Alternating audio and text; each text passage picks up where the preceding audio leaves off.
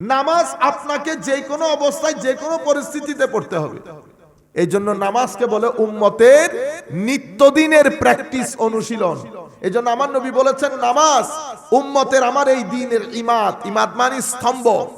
যেই ব্যক্তি নামাজ পড়ে নাই সে দ্বীনের স্তম্ভ নষ্ট করে দিয়েছে। নামাজ কেন পড়বেন? আপনি বলবেন, হুজুর নামাজ পড়বো কবরে হাসরে মুক্তির জন্য। এই না, মনে রাখবেন, নামাজ কবরের জন্য যেমন দরকার, নামাজ দুনিয়ার জন্যও দরকার। আমি শুধু এই মেসেজটা যদি আপনাকে দিতে পারি, আমার আশাটা সফল হবে আজকে। আমাদের একটা বদ্ধমূল ধারণা যে আমি নামাজ পড়বো, রোজা রাখবো শুধুমাত্র কবরের জন্য। না না না, কবরে তো লাভ আছেই। আপনি নামাজ না পড়ে দুনিয়াতেও শান্তি পাবেন না, গ্যারেন্টি। কেন? কারণ আপনার রু বলে একটা কথা আছে। রু, আপনার ব্রেইন, আপনি অঙ্ক করতেছেন, ব্রেইনের খাদ্য যাচ্ছে। কোন একটা কিছু নিয়ে চিন্তা করছেন, ব্রেইনের খাদ্য যাচ্ছে। ব্রেইনের এগুলা খাওয়া দাওয়া। আপনি চিন্তা করা, অঙ্ক করা, লেখাপড়া করা, যেগুলার উপর আপনি চিন্তা করতে হয়, ব্রেইনের উপর ছাপ পড়ে, এগুলা ব্রেইনের খাদ্য। পেটের মধ্যে খাদ্য দেন, এটা পেটের খাদ্য। চোখ দিয়ে মা বাবা দেখতেছেন, পৃথিবী দেখতেছেন, এটা চোখের খাদ্য। তো আপনার সিনার ভিতরে আল্লাহ একটা রু দিয়েছেন, রুহেরও খাদ্য দরকার, রুহেরও খাদ্য দরকার। পেটে যখন খাদ্য দেন, পেটে খাদ্যগুলো আহরণ করে, পেটের ভিতরে আল্লাহ আপনার শরীরের ভিতরে খাস একটা ডিভাইস দান করেছেন। সেই ডিভাইসটা আপনার খাদ্য থেকে ভিটামিন গ্রহণ করে পুরো শরীরের মধ্যে সার্কুলেট করে দেয়, যেটার কারণে আপনি উঠতেছেন, বসতেছেন। একটু যদি ইদার উদার হয়, আপনি বলতেছেন, হুজুর আর উঠতে পারতেছি না। কেন? হুজুর সুগার বেড়ে গেছে। সুগার বেড়ে যাওয়ার পরে আর আপনি নাড়াচাড়াই করতে পারতেছেন। দেখছেন অবস্থা? তাইলে শরীর একটা ব্যালেন্সের মাধ্যমে চলে। সে ব্যালেন্সিং এর মধ্যে যদি একটু 19-20 হয়, আমি বলতেছি না ইনফেকশন হয়ে গেছে। ইনফেকশন মানে মারিতে এমন কিছু জিনিস আমি ঢেলেছি যেটা মারি পছন্দ করে না। যেহেতু পছন্দ করে না, মাহি এটা প্রতিবাদ করা শুরু করছে। এই প্রতিবাদ করাকে আমি বলতেছি ইনফেকশন। এখন তার জন্য বিশেষ ওষুধ দিতে হয়, তাকে আমরা বলি অ্যান্টিবায়োটিক। কি বলি? অ্যান্টিবায়োটিক ছাড়া সে আর রাজি হয় না, সে রাজি হয় না। অনুরূপ ভাবে সবাইকে সবকিছু দিলাম, দেখছেন মারির সামান্য অংশ, সামান্য একেবারে দাঁতের শেষ গোড়ায়, এত বড় ইনসান, এত বড় শরীর, 75 কেজি ওজনের শরীর, সামান্য একটা অংশের ব্যথায় আর নাড়াচাড়া করতে পারে না। কথা বলতে বলতে বার্তা বলতে পারতেছি না, উঠতে পারতেছি না, বসতে পারতেছি। এটা ইনসান, এটা ইনসান। এগুলার মধ্যে ইনসানের অহংকারের কোনো শেষ নাই। হাকিকত বুঝার চেষ্টা করবেন। তো যেভাবে একটা সামান্য ব্যথার কারণে আমার জীবনের অবস্থা 12টা বেজে গেছে, ঠিক সেভাবে যখন আপনি রুকে খাদ্য দেওয়া বন্ধ করে দেবেন, আপনার রু প্রটেস্ট করে উঠবে। রু যদি প্রটেস্ট করে, আপনি রাস্তায় রাস্তায় দৌড়াবেন, শান্তি পাবেন না। যেটা বর্তমান সময়ে সৃষ্টি হয়েছে আমাদের এখানে, কথায় কথায় ঝগড়া লেগে যাচ্ছে না? এই যে আপনি এখান থেকে যদি সকালবেলা উঠে বাজার পর্যন্ত যান, দেখবেন শুধু মানুষ ঝগড়াই করতেছে। মানুষ কেন ঝগড়া করে? এই যে আমরা কথায় কথায় ঝগড়া করতেছি, রাস্তার মধ্যে গাড়ি আগে কে নিয়ে যাবে, কেউ কাউকে ছাড় দিচ্ছে না। আপনি জানেন আপনি অপরাধ করেছেন, কিন্তু আবার আপনি গলাবাজিও করতেছেন। কেন? কারণ আপনাকে দেখতে সুস্থ হলেও, আমাকে দেখতে সুস্থ হলেও আমরা আসলে কেউ সুস্থ না। সুস্থ মানুষ যার মন ভালো, যার মন সুস্থ, সেই আসলে সুস্থ। আপনি সুস্থ কি সুস্থ না সেটা আপনি আজকে টেস্ট করে দেখতে পারবেন। আপনি কোনো মানুষের ঘরে গিয়ে যদি তাদের ড্রয়িং রুমে বসেন, আপনি বুঝতে পারবেন তারা মানসিকভাবে কতটুকু সুস্থ। এটা আপনার কারগর পাকা, কারগর পাকা না এই বিষয় না। আপনার জিনিসপত্রের রাখার ধরন, আপনার ঘরের পরিষ্কার পরিচ্ছন্নতা, আপনার বাথরুমের পরিষ্কার পরিচ্ছন্নতা বলে দেবে আপনি মানসিকভাবে কতটুকু সুস্থ। এমনিতে তো সবাই টাই স্যুট করে টিস টিস টিস টিস লাগায় বাইরে চলে যায়। এটা না, এটা না। আমি বলতে চাচ্ছি, আমার নবী সাল্লাল্লাহু আলাইহি ওয়াসাল্লাম কি বলেছেন? আমার নবী ইরশাদ করেছেন, মানে পরিষ্কার পরিচ্ছন্নতাকে আমার নবী ঈমানের অংশ বলেছেন। কেন? এটার সাথে আপনার ভিতরের সম্পর্ক আছে। আপনি ভিতর থেকে যদি নিজেকে সুস্থ রাখতে চান, কয়েকটা কাজ আপনার জীবনে বাস্তবায়ন করতে হবে। এগুলা ছাড়া আপনার জীবনে শান্তি নেই। কি কি করতে হবে? রুহের, এটা আমি চাইবো আপনারা এটা মুখস্থ করবেন। যতদূর সম্ভব আপনারা বন্ধু বান্ধবদেরকে এগুলা বুঝাবেন। রুহের খাদ্য কেউ যদি না দেয়, আপনার সমাজের মধ্যে দুর্ভিক্ষ নেমে আসবে। কিসের? খাদ্যের না, শান্তির।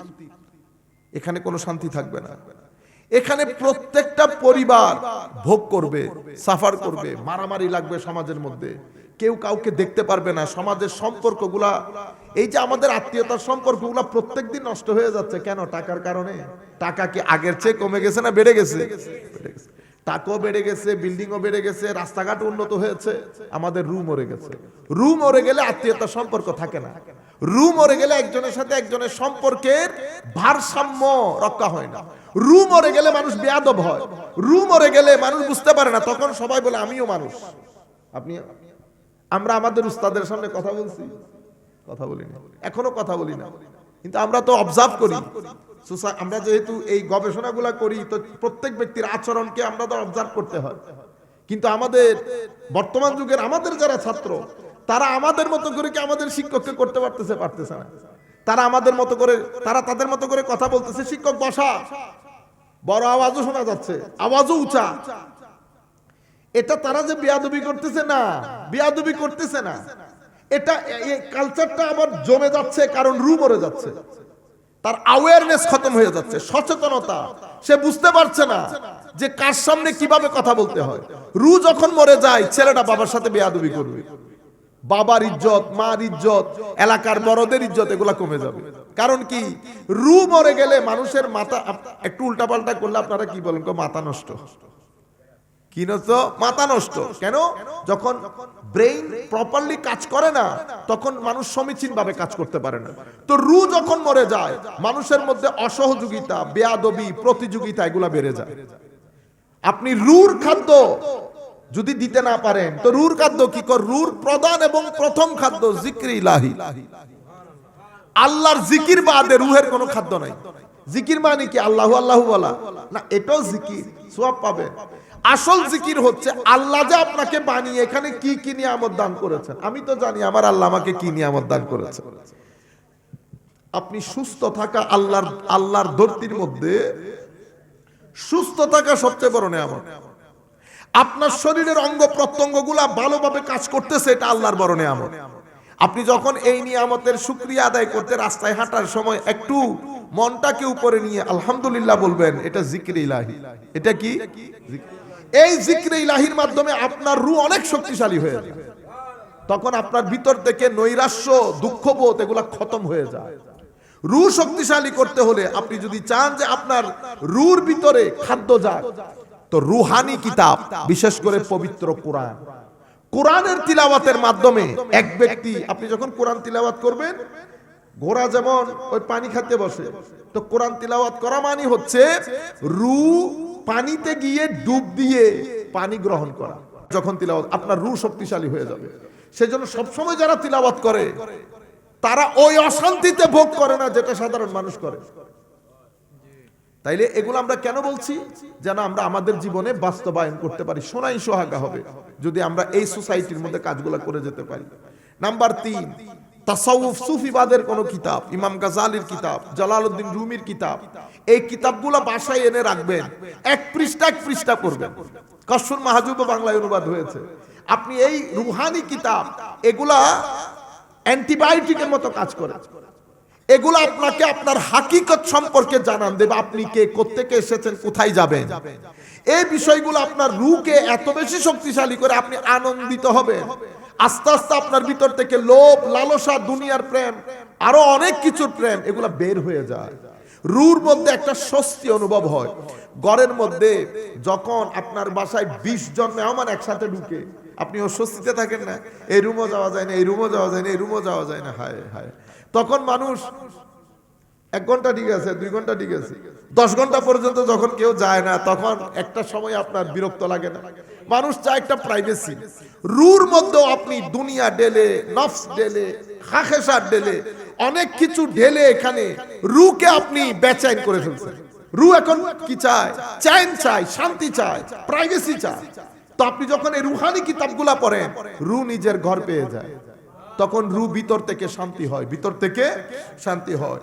এরপরে রুর অন্যতম একটা খাদ্য হচ্ছে ভালো মানুষের সঙ্গে থাকা, যেটাকে আমরা সোহবত বলি।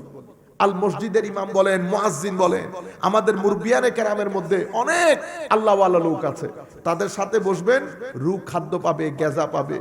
কিন্তু সেই জন্য আপনি নিজেকে প্রস্তুত করতে হবে। মনে রাখবেন, আপনি নিজেকে প্রস্তুত না করে সারা জিন্দেগি যদি মক্কা শরীফ বসে থাকেন, মদিনা শরীফ বসে থাকেন, যায় না অনেকেই থাকে মদিনা শরীফ বছরে একবার যায়, থাকে মদিনা শরীফ যায় বছরে একবার। আপনি নিজেকে প্রস্তুত করেন না, এগুলার মাধ্যমে রু খাদ্য পায়। যেবার আপনার জীবনের ভালো মানুষের সঙ্গে যখন বসবেন, আপনার জীবনের ধাঁচ পরিবর্তন হয়ে যাবে।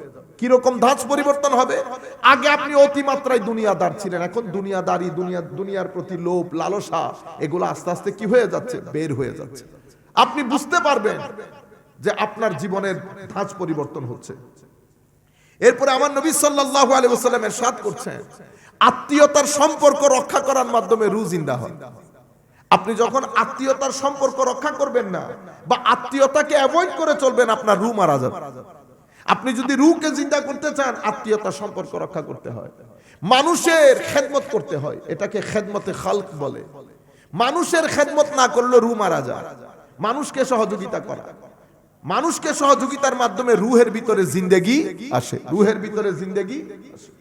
সম্মানিত উপস্থিতি, আসেন আমরা কয়েকবার দরুদ শরীফ পড়ে মাহফিলের শেষের দিকে একেবারে আল্লাহুম্মা সাল্লি আলা সাইয়্যিদিনা মাওলানা মুহাম্মদ ওয়া আলা আলি সাইয়্যিদিনা মাওলানা মুহাম্মদ। গাছে চিনলো, বাসে চিনলো, চিনলো বনের হরিণী, মানব কুলে জন্ম লইয়া নবীজিকে চিনলাম না।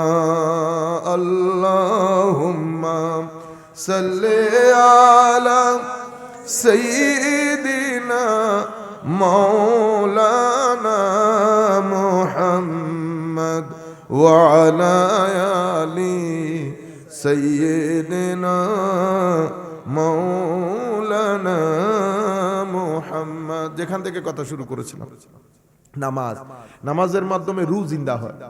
আপনি যদি নামাজ বাদ দিয়ে দেন, আপনার রু আস্তে আস্তে মরে যাবে। আপনি অন্য অনেক কিছু করার মাধ্যমেও জীবনের মধ্যে শান্তি প্রতিষ্ঠা করতে পারবেন না। এই জন্য নামাজ আল্লাহ রাব্বুল আলামিনের স্মরণের, জিকিরের সর্বোত্তম পন্থা হচ্ছে সালাত।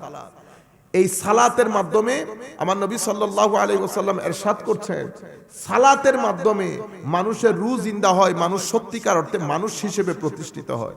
এবং কিছু সুফিয়ায়ে কেরাম আমাদেরকে বলেছেন, আমার আল্লাহ কোরআনে পাকের মধ্যে বলেছেন, নবী সাল্লাল্লাহু আলাইহি ওয়াসাল্লাম হাদিসে পাকের মধ্যে বলেছেন যে এই দুনিয়াদারির মধ্যে আমার নবী বলছেন, যেই ব্যক্তির নামাজ তাকে গর্হিত কাজ, খারাপ কাজ থেকে দূরে রাখে নাই, সেই ব্যক্তির নামাজ তাকে আল্লাহ থেকে দূরে সরিয়ে দেবে। মাল্লাম তানহাহু সালাতুহু আনিল ফাহশাই ওয়াল মুনকার লাম ইয়াসজিদ মিনাল্লাহি ইল্লা বু'দা।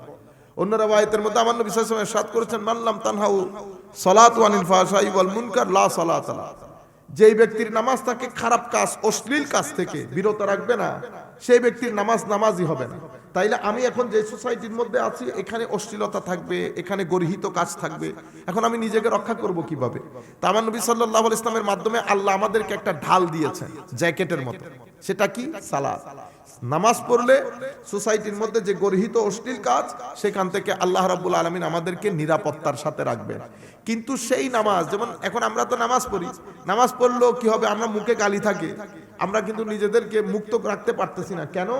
কারণ হচ্ছে আপনি নামাজ পড়ছেন, আমিও নামাজ পড়ছি, কিন্তু যেই আন্দাজে নামাজ পড়তে আমাদেরকে বলা হয়েছে, সেই আন্দাজে আমরা নামাজ পড়তে পারছি না। নামাজ পড়ার জন্য নিজের জমিনকে তৈরি করতে হয়, ভিতরের জমিনকে। আমাদের হিংসা আছে, বিদ্বেষ আছে, অহংকার আছে, নামাজকে যেই ব্যক্তি নামাজের মতো করে পড়বে, নামাজের মধ্যে নিয়ত দরকার হয়, একনিষ্ঠতার দরকার হয়, অন্তরকে পাক পবিত্র পরিষ্কার করতে হয়। যেমন আমাদের এখানে পবিত্রতা ছাড়া আপনি নামাজ পড়তে পারবেন না। আমাদের এখানে পবিত্রতা আমরা মনে করি শুধু পানি দিয়ে ওযুর পবিত্রতা না, এখানে পবিত্রতা 4 ক্যাটাগরির আছে। আমরা 4টা ক্যাটাগরি বাদ দিয়ে যদি 3 ক্যাটাগরির বলি, তো আমাদের একটা পবিত্রতা হচ্ছে আমার চোখের, কানের, মুখের, হাতের, পঞ্চ ইন্দ্রিয়। এখন আমি মসজিদে যাচ্ছি, চোখ দিয়ে যা দেখার দেখেছি। তো যখন আপনি চোখ দিয়ে যা দেখার দেখবেন, প্রত্যেক দেখানি যেটার মাধ্যমে পাপ হয়, অপরাধ হয়, গুনাহ হয়, এটা আপনার ভিতরের জগতের মধ্যে একটা কালো দাগ সৃষ্টি করে। তো যখন কালো দাগ সৃষ্টি করে, আপনার চোখের মাধ্যমে কালো দাগ, কানের মাধ্যমে কালো দাগ, মুখের মাধ্যমে কালো দাগ, হতে হতে এটা একসময় এনভেলাপের মতো হয়ে যাবে, কালো দাগের এনভেলাপ। এই কালো দাগের কলব নিয়ে যদি আপনি নামাজে দাঁড়ান, আপনি নামাজের মধ্যে শান্তি পাবেন না, আপনি বাধ্য হয়ে নামাজ পড়বেন। তাইলে আপনি কি করতে হবে? আগে আপনি নামাজের আগে আপনার এই কালো দাগগুলা, এটা আপনি আগে বুঝতে হবে যে কালো দাগ আছে, তওবা করতে হবে, ওযু করতে হবে, চোখের হেফাজত করতে হবে, কানের হেফাজত করতে হবে। এরপরে যখন নামাজে যাবেন, অন্তর থেকে যখন 10% অন্ধকার সরে যাবে, যখন মজা পাবেন আপনি। গায়ের জ্বর উঠলে যেমন বিরিনিও মজা লাগে না, অনুরূপভাবে কলবের মধ্যে কালো দাগ থাকলে নামাজ টেস্ট লাগে না। সেই জন্য দেখবেন আমি যাচ্ছি আর আসছি, 2 মিনিটের মধ্যে যাই, 3 মিনিটের মধ্যে বের হয়ে যায়, নামাজ হয় না।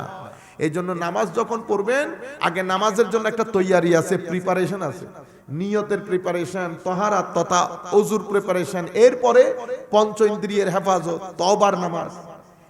একটা তো পঞ্চ ইন্দ্রিয়ের পবিত্রতা, একটা ওযু দিয়ে শরীরের পবিত্রতা, একটা তওবা দিয়ে চোখের, কানের, মুখের পবিত্রতা। এরপরে আমার ভিতরেও ময়লা আছে না, অহংকার আছে, অশ্লীলতা আছে, ঘৃণা আছে। এই পবিত্রতাও যদি আমি না মুছি, মোটামুটি আমি পবিত্রতার দিকে না যাই, তাহলে আমি কলসির ভিতরে ময়লা রেখে যদি আমি পানি কলসির ভিতরে ভরি, এই পানি কেউ পান করে না। এই জন্য আমাদের 3 ধরনের পবিত্রতা দরকার হয়। একটা পবিত্রতা ওযুর পানি দিয়ে বাইরে, শরীরের বাইরের অপবিত্রতা দূর করতে হয়। তওবার পানি দিয়ে, তওবার নামাজ দিয়ে আল্লাহর দরবারে তওবা করে চোখের, কানের, মুখের এই অপবিত্রতা দূর করতে হয়। এরপরে আবার তওবা দিয়ে আমার ভিতরের অশ্লীলতা, অহংকার, এগুলা দূরীভূত করতে হয়। এগুলা তো একসাথে চলে যায় না, কন্ট্রোলের মধ্যে রাখতে হয়। যেভাবে আপনি ডায়াবেটিসকে কন্ট্রোলের মধ্যে রাখেন, যখন এই পবিত্রতাগুলো নসিব হয়, তখন আপনি দেখবেন নামাজ পড়লে নামাজের কোয়ালিটি পরিবর্তন হয়। তখন নামাজ আপনার ব্যক্তি জীবনকে প্রভাবিত করবে, ব্যক্তি জীবনকে পরিবর্তন করবে, এবং নামাজের মাধ্যমে আপনার জীবনে একটা পরিবর্তন আসবে। এটা ইসলাম। তৃতীয় যে জিনিস আমার নবী আমাদেরকে শিখিয়েছেন, ইহসান। ইহসান মানে আমাদেরকে আল্লাহ শুধু শরীর দেন নাই, আমাদেরকে আল্লাহ মনও দান করেছেন। তো আমাদের মনের পবিত্রতা নসিব হলে আমার আল্লাহ আপনার মনের ভিতরে ঘর বানান, আমার আল্লাহ আপনার ঘরে থাকে। তো যখন মানুষের ভিতরে আল্লাহ থাকে, আমার নবী বলছেন, নবীকে যখন জিজ্ঞেস করা হয়েছিল ইহসান কি, তো আমার নবী ইরশাদ করেছেন আল্লাহকে দেখে নামাজ আদায় করা। তখন মানুষের মনে যেহেতু আল্লাহ বসবাস করে, তখন সেই ব্যক্তি আল্লাহ ওয়ালা হয়ে যায়। আমরা কি বলি? আল্লাহ ওয়ালা মানে আল্লাহকে সাথে নিয়ে চলে। তো আল্লাহ রাব্বুল আলামিন, আমরা যেমন অপবিত্রতা পছন্দ করি না, আমার আল্লাহও অপবিত্রতা পছন্দ করেন না। এই 3টা জিনিসের উপর, ঈমান, ইসলাম, ইহসান, এই 3টা জিনিসের উপর আমাদের দ্বীনের ভিত্তি। আমি আখেরি কথা বলে আমাদের বক্তব্য শেষ করতে, যেহেতু অনেক ঠান্ডা লোকজন। হুজুর করিম সাল্লাল্লাহু আলাইহি ওয়াসাল্লাম রূহের, আমি খাদ্যের কথা বলতে গিয়ে আপনাদেরকে বলছি 4টা-5টা বলেছে, আপনারা এগুলো মনে রাখার চেষ্টা করবেন। আমার নবী সাল্লাল্লাহু আলাইহি ওয়াসাল্লামের এই হাদিসটা বলে আমরা আমাদের বক্তব্য শেষ করব। আমার নবী সাল্লাল্লাহু আলাইহি ওয়াসাল্লাম ইরশাদ করছেন, আর্থকুইক বেড়ে যাবে সোসাইটির মধ্যে, এবং নবী সাল্লাল্লাহু আলাইহি ওয়াসাল্লাম ইরশাদ করেছেন সময়ের কোনো বরকত আপনি আর পাবেন না, এটাকে তাকারুবে জামান বলে।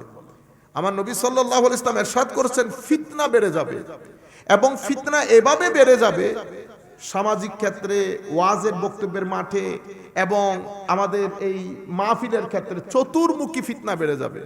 আমার নবী সাল্লাল্লাহু আলাইহি ওয়াসাল্লাম বলেছেন তখন বক্তা বের হবে অনেক, প্রত্যেক বক্তা মানে এমন এমন বক্তা বের হবে, তারা মানুষকে জাহান্নামের দিকে আহ্বান করবে। যারা এই সমস্ত বক্তার সাথে যুক্ত হবে, তারাও জাহান্নামে নিক্ষিপ্ত হবে। আমার নবী সাল্লাল্লাহু আলাইহি ওয়াসাল্লাম বলেছেন এই সমস্ত বক্তারা আমার উম্মতের যেই মেইন স্ট্রিম, উম্মতের যে এজমা, এখান থেকে সরে গিয়ে নতুন নতুন জায়গায় মানুষকে নতুন নতুন কথা দিয়ে মানুষকে ধোঁকা মারবে। মানুষ এগুলার ভিতরে মিশ্রিত হয়ে মানুষও পথভ্রষ্ট হবে। আমার নবী সাল্লাল্লাহু আলাইহি ওয়াসাল্লাম আবার ইরশাদ করছেন, পরিস্থিতি এমন গিয়ে ঠেকবে, শেষ জামানায় কিছু যুবক, কিছু মানুষ বয়সে কম, ব্রেইন ওয়াশ হবে, তারা কোরআন হাদিস থেকে কথা বলবে, কিন্তু দিন থেকে এত দূরে সরে যাবে যেভাবে তীর ধনুক থেকে দূরে সরে যায়। কোরআন শরীফ পড়বে, ঈমান তাদের কণ্ঠনালী ভেদ করে ভিতরে যাবে না। সেই পরিস্থিতিতে আমরা এসে পড়েছি। আমার নবী বলেছেন, ঈমান পুরো পৃথিবী থেকে পালিয়ে মদিনা শরীফ চলে যাবে। এমন একটা পরিস্থিতিতে আমরা এসেছি। আমরা আল্লাহর দরবারে দোয়া করব, আল্লাহ যেন আমাদেরকে ফিতনাময় পরিস্থিতিতে ঈমানের হেফাজতের সাথে আমরা যেন পৃথিবীতে জীবন যাপন করতে পারি। যুবকদেরকে যেটা বলবো, কোনো নতুন কথায় কান দিবেন না, কোনো নতুন কথায় কান দেবেন না। আগ থেকে আপনারা যা কিছু করে আসছেন সেগুলাই করেন। এখন আরো অনেক ধরনের কথা ভবিষ্যতে আপনারা শুনতে পাবেন। শেষ পর্যন্ত তো পরিস্থিতি বোধহয় এদিকে চলে যাবে, বলা হবে যে কোরআন শরীফের যত আয়াত, আসলে তত আয়াত না, অনেক আয়াত, এগুলো পরবর্তীতে অ্যাড হয়েছে। এই কথাগুলো ভবিষ্যতে আসবে। এখন দেখতেছেন না, নবী সাল্লাল্লাহু আলাইহি ওয়াসাল্লাম শেষ নবী না, নবীর পরও নবী আছে। ইন্না লিল্লাহি ওয়া ইন্না ইলাইহি রাজিউন। এখন বলতেছে এই আমার নবী সাল্লাল্লাহু আলাইহি ওয়াসাল্লামের যে উম্মতে হাদিসে পাক, হাদিসের এগুলার কোনো আইনগত ভিত্তি নাই, এটা অনেক পরে, অনেক পরে। নাউজুবিল্লাহ বলে 1200-1300 বছর উম্মতের মাযহাব, এখন কোনো মাযহাব নাই। দেখছেন নি, এ বলে হাদিস নাই, এ বলে মাযহাব নাই। 3 দিন পরে আরেকজন আইসা বলবো কোরআন নাই। বুঝতে পেরেছেন? ইনি বলতেছেন মাযহাব লাগবে না, কিসের মাযহাব, আমি ডাইরেক্ট হাদিস থেকে বলবো। আরেকজন বলতেছে হাদিসই লাগবে না, কেন হাদিসও আসছে 300 বছর পর। তো বেটা নামাজ পড়বি কেমনে? সালাতুন মানে হচ্ছে দোয়া। সালাত মানে কি? দোয়া। বস রাস্তায় হাঁটতে হাঁটতে হাত তুলে আল্লাহর দরবারে দোয়া করব, আল্লাহ আমাকে হেদায়েত দান করেন, আমিন, সালাত হয়ে গেছে। আপনারা কি না কইব না বেটা, এটা হয়ে গেছে। যারা হাদিসে পাক অস্বীকার করে, ঠিক আছে, এটাই হচ্ছে তাদের ভিত্তি, এবং এটা ভবিষ্যতে কোথায় যায় আল্লাহ পাক ভালো জানে। কেউ সাহাবায়ে কেরাম সম্পর্কে সমালোচনা করে, কেউ আলে বাইত রাসূলের নাম নিতে চায় না, কেউ আউলিয়ায়ে কেরাম সম্পর্কে মাজার পূজা বলে। এই ভিন্ন ভিন্ন অনেক কথা শুনবেন। জ্ঞান দুই প্রকারের, উপকারী এবং অপকারী। তো যেহেতু জ্ঞান দুই প্রকারের, সেই হেতু ওয়াজ কিন্তু দুই প্রকারের না, ওয়াজ এক প্রকার। ওয়াজের মধ্যে উপকার হয়, কিন্তু বক্তব্য, আমরা যে বক্তব্য দেই এগুলা দুই প্রকারের, একটা উপকারী বক্তব্য, একটা অপকারী বক্তব্য। কেন? কারণ জ্ঞান যে দুই প্রকারের, উপকারী কোনটা, অপকারী কোনটা। ইমাম গাজালি রহমতুল্লাহি আলাইহি উনি বলছেন, উপকারী জ্ঞান যেই জ্ঞান আপনার ভিতরে আল্লাহর ভয় সৃষ্টি করবে, নাম্বার 1। যেই জ্ঞান আপনার আমল, আপনার দোষ ত্রুটি সম্পর্কে আপনার ভিতরে একটা বিশেষ চোখ দান করবে, যেই চোখ দিয়ে আপনি দেখবেন আপনার আমলের মধ্যে কি কি খারাপি আছে, আপনার ভিতরে কি কি খারাপি আছে। এই দুই খারাপি যদি আপনি দেখেন, তোকে ওই এলমকে, ওই জ্ঞানকে বলে উপকারী জ্ঞান। 2। 3 নাম্বার, যেই জ্ঞান আপনাকে, আপনার জীবনকে আখিরাতমুখী করবে, আপনার জীবনকে আখিরাতমুখী করবে, পরকালমুখী করবে, পরকালের একটা চিন্তা আপনার ভিতরে জাগরিত হবে। 4, যেই জ্ঞান আপনার ভিতর থেকে দুনিয়ার লোভ লালসা তুলে দেবে, সেই জ্ঞানকে উপকারী জ্ঞান বলে। তাহলে কয়টা বললাম? উপকারী জ্ঞান আমি এমনিতে প্রধানত 4টা বলতেছি, এটার ভিতরেই সবকিছু আছে। নাম্বার 1, যেই জ্ঞান আপনার ভিতরে আল্লাহর ভীতি প্রদর্শন করবে। নাম্বার 2, যেই জ্ঞান আপনাকে আপনার জীবন এবং আপনার আমলের মধ্যে কি কি খারাপি আছে এই বিষয়গুলো সম্পর্কে আপনার ভিতরে আলাদা একটা চোখ সৃষ্টি করবে। আপনি দেখবেন আপনার ভিতরে কি কি খারাপি আছে, ওই আমলের মধ্যে কি কি সমস্যা হয়েছে, নিজেকে শুদ্ধ কিভাবে করতে হবে। আল্লাহ এটাকে বলে বাসারত, আল্লাহ বিশেষ দৃষ্টি দান করেন, অন্তর্দৃষ্টি। 2। 3 নাম্বার হচ্ছে, যেই জ্ঞান আপনাকে কেন যেন আপনাকে পরকালমুখী করবে, আপনার ভিতরে পরকালের প্রতি রগবত আসবে, একটা কেমন যেন একটা টান আসবে। নাম্বার 4, যেই জ্ঞান আপনার ভিতর থেকে দুনিয়ার লোভ লালসা তুলে দেবে, এটাকে উপকারী জ্ঞান বলে। এই উপকারী জ্ঞানের জ্ঞানী যখন তাকরীর করে, এটার বক্তব্য থাকে না, এটা ওয়াজ হয়ে যায়। এটা কি হয়? ওয়াজ হয়। ওই ওয়াজের মধ্যে যখন আপনি বসবেন, আপনার ভিতরে আস্তে আস্তে কেমন যেন আল্লাহর ভয় সৃষ্টি হবে। আপনি ওই আলেমের সুহবত, এই জন্য সব আলেমের সুহবত কি হয় না, উপকারী হয় না। ওই আলেমের সংস্পর্শে থাকলে আপনার উপকার হবে, যেই আলেমের এলমটা উপকারী এলম। সমস্ত আলেম কখনো উপকারী জ্ঞানের অধিকারী হয় না। জ্ঞান সবাই শিখে ফেলে, জ্ঞান সবাই শিখে ফেলে, কিন্তু সবাইকে জ্ঞান উপকার দেয় না। জ্ঞান উপকার দেয় শুধু এই পরিবর্তনগুলো আসলে। এই জন্য সমস্ত আলেমের সুহবত মানুষের জন্য উপকারী হয় না। সব বক্তার বক্তব্য সেই কারণে উপকারী হয় না। যখন আপনি ওয়াজের মধ্যে বসলে আপনার ভিতরে আল্লাহর ভয় আসবে, আপনার নামাজ পড়তে ইচ্ছে করবে, চোখগুলো ভিজে যেতে ইচ্ছে করবে, কোরআনের তিলাওয়াত করতে ইচ্ছে করবে, কেমন যেন দুনিয়ার প্রতি একটা নির্মোহ ভাব সৃষ্টি হবে। তো মনে করবেন যে আজকে আপনি ওয়াজে বসছেন, আজকে আপনি ওয়াজে বসছেন। এই ওয়াজের সাথে কি কি জিনিসের সম্পর্ক থাকে? যিনি বক্তব্য দিতে আসেন, উনার নিয়তের সঙ্গে প্রথমে নিয়ত, উনার একনিষ্ঠতা, ইখলাস যদি না থাকে, আমার নবী হাদিসে পাকের মধ্যে ইরশাদ করছেন, হায় হায় শেষ জমানার কথা বলতে গিয়ে শেষ জমানা কেমন হবে, আমার নবী বলছেন তিনটা জিনিস সমাজ থেকে একেবারে উঠে চলে যাবে, মানুষ জানবেও না। ব্যাং নজরে আসে এখন, ব্যাং ব্যাং, আপনারা বুঝতেছেন তো? ব্যাং নজরে আসে না, এটা হাদিসে রাসূল আমার নবী বলেছেন, কিয়ামতের আগে যেই জিনিসটা সবচেয়ে প্রথমে পৃথিবী থেকে মুছে যাবে সেটা ব্যাং। আমার নবী হাদিসে পাকের মধ্যে বলছে তিনটা জিনিস তো পৃথিবী থেকে না হয়ে যাবে। নাম্বার 1, হালাল রুজি, হালাল ইনকাম পৃথিবী থেকে একেবারে না হয়ে যাবে। হায় হায়, আল্লাহর দরবারে দোয়া করি আল্লাহ যেন আমাদেরকে, আমার নবী যেই কথাগুলা বলেছেন এগুলা এই জায়গা থেকে যেন আমাদেরকে বাঁচিয়ে রাখে। আল্লাহ যেন হালাল রুজি বাদে হারাম আমাদের পেটে না দেয়। আপনার জীবনে আপনার পেটে যদি হারাম থাকে, মনে রাখবেন লাখ কোটি টাকাও যদি আপনার ব্যাংকে পড়ে থাকে, আপনি শান্তিতে থাকতে পারবেন না। কেন? কারণ আমার নবী এটাতে ক্রস চিহ্ন দিয়েছেন। যেই জিনিসগুলোতে আমার নবী ক্রস চিহ্ন দিয়েছেন, সেই জিনিসগুলো যদি আপনার উপর আপনি ঢেলে দেন, আপনি শান্তিতে থাকতে পারবেন না। হালাল রুজি আমার নবী বলছে একেবারে না হয়ে যাবে। আর কি না হবে ইয়া রাসূলুল্লাহ? ক ইলমে নাফে, এই যে এতক্ষণ উপকারী ইলমের কথা বলছি না, ক এটা একেবারে না হয়ে যাবে। এই জন্য আমার নবী আরেক হাদিসের মধ্যে বলছে, উপকারী জ্ঞানের যারা জ্ঞানী, আল্লাহ উপকারী জ্ঞানেই সমাজ থেকে তুলে ফেলবে। ইন্নাল্লাহ লা ইয়াকবিদুল ইলমা ইনতিজাআন ইয়ানতাজিউহু মিনান নাস বাল ইয়াকবিদুল ইলমা বিকবদিল উলামা।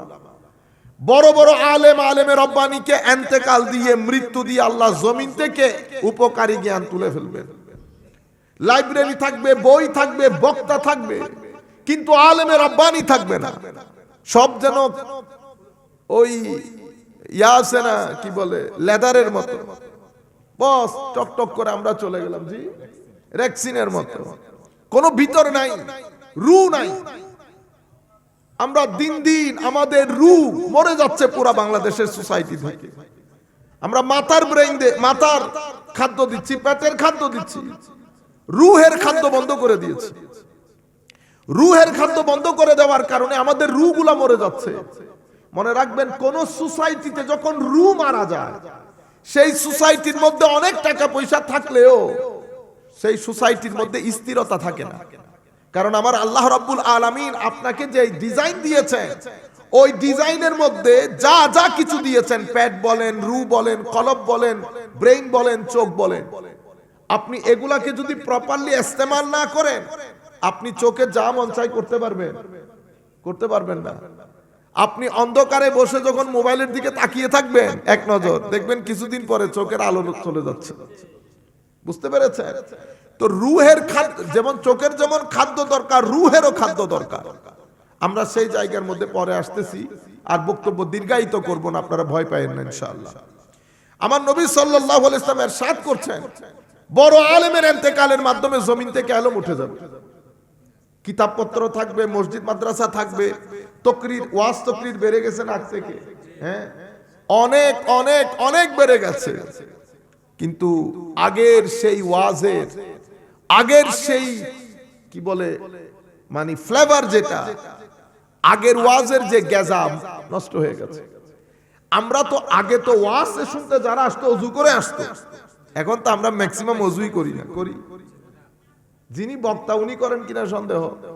আমি আমার কথা বলি, আপনারা বুঝতে পেরেছেন? যখন একটা হচ্ছে নিয়ত করে আসা, ওযু করে আসা, এগুলা মাহফিলকে মাহফিল করে, তখন এটা ওয়াজের মজলিস হয়। এখন আমি আসলাম ওয়াজ জমানোর জন্য, না ওযু, না নিয়ত, না ইখলাস, কোনো কিছু না। আমি কি বলতে এসেছি আমি নিজেও জানি না। আপনারা বুঝতে পেরেছেন? এই জায়গাগুলোর মধ্যে একটা বড় পরিবর্তন আসতে হবে। এবং আপনারা এলাকার মধ্যে সবাই মিলে মাহফিল দুইটা করেন, প্রত্যেক এলাকায় প্রত্যেক উঠানে উঠানে মাহফিল করতে হবে, এমন কোনো কথা নাই। আপনারা বুঝতে পেরেছেন? যেমন আজকের মাহফিলটা, আজকের মাহফিল এই কনকনে শীতের মাহফিল, আমরা এটা 9টা 10টার মধ্যে শেষ করে দেব, এরকম হওয়ার দরকার না। এত আলেমে ওয়াজের দাওয়াত দেওয়ার তো কোনো দরকার নাই। আমার ভাইরা বলতেছেন আমরা 4 জন মানুষ 5 জন মানুষ এখানে অ্যারেঞ্জ করেছি, এত আলেমের ওয়াজের তো দরকার নেই। এখানে 3-4 জন বক্তা বক্তব্য দিচ্ছে। নরমালি আমি এত লম্বা লিস্টের বক্তব্যের ওয়াজের মধ্যে আমি যাই না, কারণ ওখানে টাইমিং এর একটা বিষয় থাকে। হুজুর আপনি 1 ঘন্টা 1.5 ঘন্টা হয়তো সম্ভব না, আপনি আমাকে দাওয়াত দেবেন 9টা থেকে 11:30 পর্যন্ত কথা বলবো, ফিনিশ, বস, খতম। আপনারা বুঝতে পেরেছেন? এই জিনিসগুলো আল্লাহ পাক জানেন। তো আমাদের নিয়ত এবং ইখলাসের মধ্যে ঘাটতি শুরু হয়ে যায়, ঘাটতি শুরু হয়ে যায়। আমার নবী সাল্লাল্লাহু আলাইহি ওয়াসাল্লাম ইরশাদ করছেন, শেষ পর্যন্ত কোন আলেমের রব্বানি জমিনে থাকবে না। মানুষ জাহেল মূর্খ বক্তাদেরকে বড় আলেম মনে করে প্রশ্ন করে, বুঝতে পেরেছেন? ফাফতা বিগাইরি ইলম, তারা না জেনে না বুঝে ফতোয়া দিয়ে ফেলবে, নিজেও পথভ্রষ্ট হবে, মানুষকেও পথভ্রষ্ট করবে। ইলমে নাফে আমার নবী বলছেন উপকারী জ্ঞান উঠে যাবে সোসাইটি থেকে। মানুষ উপকারী জ্ঞান কি জিনিস জানবেও না, কারণ ইলম কোরআন এবং সুন্নাত শরীয়ত তরিকতের ইলম এটা এমন একটা ইলম, এটা যেই ব্যক্তির সিনার ভিতরে ঢুকে তাকে আল্লাহমুখী করে ফেলে, পরকালমুখী করে, ভদ্র করে, নম্র করে, তাকে মানুষের প্রতি টান, মানুষকে সহযোগিতা করা, মানুষের চিন্তা করা, এই বিষয়গুলোর প্রতি তাকে অনেক উদ্বুদ্ধ করে। এই কারণে দিনদার মানুষ কাকে বলে? দিনদার মানুষ মানে কপালের মধ্যে কালো দাগ থাকে না। দিনদার মানুষ মানে ভদ্র মানুষ। দিনদার মানুষ মানে যারা মানুষকে সহযোগিতা করে তারা। দিনদার মানুষ যারা মুখে গালি থাকে না। দিনদার মানুষ মানে যিনি হাঁটুর উপরে লুঙ্গি তুলে না। দিনদার মানুষ মানে যিনি অপরের সহযোগিতার মধ্যে সবার আগে আগে থাকে, তাকে দিনদার বলে। ঠিক না? ঠিক সেভাবে আমার নবী সাল্লাল্লাহু আলাইহি ওয়াসাল্লাম ইরশাদ করছেন ইলমে নাফে খতম হয়ে যাবে। তৃতীয় নাম্বার জিনিস যেটা পৃথিবী থেকে না হয়ে যাবে সেটা কি? ইখলাস, একনিষ্ঠতা। শুধু আল্লাহর জন্য আপনাকে ভালোবাসলাম, শুধু আল্লাহর জন্য আপনাকে ঘৃণা করলাম, এই একনিষ্ঠতা ইখলাস জমিন থেকে উঠে যাবে। কয়টা জিনিস উঠে যাবে আমার নবী বলছে? 3টা জিনিস কিয়ামতের আগে, এগুলা কিয়ামতের আলামত। কয়টা একেবারে না হয়ে যাবে? সেই 3টা জিনিসের মধ্যে প্রথম জিনিস হালাল রুজি। সুতরাং আমরা যেটা করব সেটা হচ্ছে, যেহেতু আমার নবী বলছে হালাল রুজি উঠে যাবে, তো আমি হারামের সাথে যদি আমার সম্পৃক্ততা থেকে থাকে আমি হারাম থেকে দূরে থাকবো। আল্লাহর দরবারে দোয়া করব আল্লাহ যেন হারামের টাকা 1 পয়সাও আমার ভিতরে, আল্লাহ যেন মৃত্যুর আগ পর্যন্ত আমাদের ভিতরে না ঢুকায়। 2 নাম্বার জিনিস উপকারী জ্ঞান উঠে যাবে বলেছে। 3 নাম্বার জিনিস আমার নবী সাল্লাল্লাহু আলাইহি ওয়াসাল্লাম ইরশাদ করেছেন একনিষ্ঠতা উঠে যাবে। আল্লাহর জন্য মানুষকে চাওয়া, আল্লাহর জন্য মানুষের সাথে দোস্তি করা খতম হয়ে যাবে। অন্য রিওয়ায়াতের মধ্যে আমার নবী সাল্লাল্লাহু আলাইহি ওয়াসাল্লাম ইরশাদ করছেন, হযরত আনাস বলছেন, আমি তোমাদেরকে এমন একটা হাদিস বলবো যেটা আমার নবী আমাকে বলেছেন, আমার নবী আমি বাদ আর কাউকে বলেন নাই, আমি আমার নবীর কাছ থেকে শুনেছি। আমার নবী ইরশাদ করেছেন ইন্না মিন আশরাতিস সাআ, কিয়ামতের আলামত হচ্ছে আইয়ুরফা আল ইলমু। দেখছেন, ইলমে নাফে উপকারী জ্ঞান জমিন থেকে উঠে যাবে। আপনি কেমনে বুঝবেন কিয়ামত এসে যাচ্ছে? আমার নবী বলছেন একেবারে সিম্পলি বুঝতে পারবা, কিয়ামতের আগে আমার আল্লাহ বড় বড় আলেমদেরকে, জমিনের মধ্যে কোনো আলেমের রব্বানি থাকবে না, বক্তা থাকবে, বক্তা, কোনো আলেমের রব্বানি থাকবে না, যাদেরকে দেখলে আল্লাহ নজরে আসে। যাদের সৌবতের মধ্যে বসতে ইচ্ছে করে, যাদের সৌবতে বসতে ভিতরের জগৎ পরিবর্তন হয়, এমন আলেম উঠে যাবে। আমার নবী সাল্লাল্লাহু আলাইহি ওয়াসাল্লাম ইরশাদ করছেন, ওয়ায়াকসুরাল জাহাল, দ্বীন সম্পর্কে মানুষ দ্বীনি জ্ঞান কমতে কমতে মানুষের ভিতরে মূর্খতা ছড়িয়ে যাবে। আজকে আমরা ম্যাক্সিমাম আমাদের ছেলেপুলে আপনি যদি জিজ্ঞেস করেন দ্বীনের স্তম্ভগুলা কি কি বলতে পারবেন, নামাজের ফরজ কি বলতে পারবেন, ওযুর ফরজ কি বলতে পারবেন, কি কি কারণে নামাজ ভেঙে যায় বলতে পারবেন। কিন্তু আমরা সবাই আবার আশেক, আমরা সবাই আবার আশেক। এরকম না, আমার নবীর যেই দ্বীন আনিত বিধান সেটা সম্পর্কে আমরা জানতে হবে, মানতে হবে, আমল করতে হবে, অতঃপর প্রচার করতে হবে। এগুলা তো দ্বীনের বেসিক। ওযু কেমনে করে, ওযুর ফরজ কি, ওযু ভাঙে কেমনে, নামাজের ফরজ কি, নামাজের সুন্নত কি, ওয়াজিব কি, মুস্তাহাব কি, নামাজের মধ্যে নামাজ ভাঙে কেমনে, এগুলা জানা আমাদের জন্য ফরজ। ঈমান কি, ঈমানের স্তম্ভগুলা কি কি। নবী প্রেম ঈমানের অন্যতম অঙ্গ। নবীর প্রেম বাদে ঈমান শুদ্ধ হয় না। ঈমান শুদ্ধ না হলে আমলও শুদ্ধ হবে না। আমাদের ধর্মের মধ্যে মেইনলি দুই জিনিস। আপনার যদি আরো আমি একেবারে আমার নবী সাল্লাল্লাহু আলাইহি ওয়াসাল্লামের হাদিস অনুযায়ী বলি, আমাদের ধর্মের মধ্যে তিনটা মূল জিনিস আছে। কয়টা জিনিস? তিনটা। মুখস্থ করে ফেলে। একটাকে বলে ঈমান, কি বলে? ঈমান। আরেকটাকে বলে আমল, ইসলাম। আরেকটাকে বলে ইহসান। এই তিনটা জিনিস সংমিশ্রণকে আমার নবী বলেছেন দ্বীন। ঈমান মানে আপনার ধর্মবিশ্বাস। ধর্মবিশ্বাসের মধ্যে কি কি জিনিস আছে?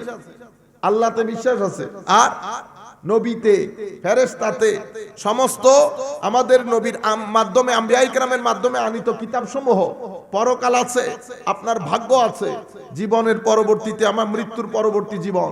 এই ৭টা স্তম্ভের উপর এক ব্যক্তিকে বিশ্বাস করতে হয়। এরপরে মুখে সাক্ষ্য দিতে হয়, আশহাদু আল্লা ইলাহা ইল্লাল্লাহ ওয়া আশহাদু আন্না মুহাম্মাদান আবদুহু ওয়া রাসূলুহু। আমি সাক্ষ্য দিচ্ছি আল্লাহ বাদে কেউ নাই, মুহাম্মদ সাল্লাল্লাহু আলাইহি ওয়াসাল্লাম আল্লাহর নবী এবং রাসূল। এই সাক্ষ্য দেওয়ার পরে আপনি ইসলামের বাউন্ডারিতে ঢুকলেন, কিন্তু আপনার ঈমানের ক্ষেত্রে ব্যাটারি হচ্ছে আমার নবীর ইশক, আদব, মহব্বত।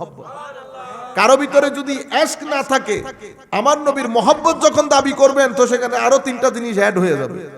ইশকে সাহাবায়ে কেরাম, মহব্বতে সাহাবা, তাজিমে সাহাবা, তাজিমে আলে বাইত, নিসবতে আউলিয়া।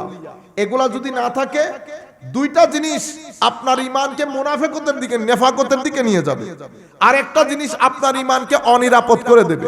তাইলে ঈমানের ক্ষেত্রে বিশ্বাস করার পরে আমার নবীর ইশক, মহব্বত, আলে বাইত রাসূলের মহব্বত, সাহাবায়ে কেরামের মহব্বত, আউলিয়ায়ে কেরামের নিসবত। আউলিয়ায়ে কেরামের নিসবত কেউ যদি অস্বীকার করে, বেঈমান হয় না, কিন্তু ঈমান অনিরাপদ হয়ে যায়।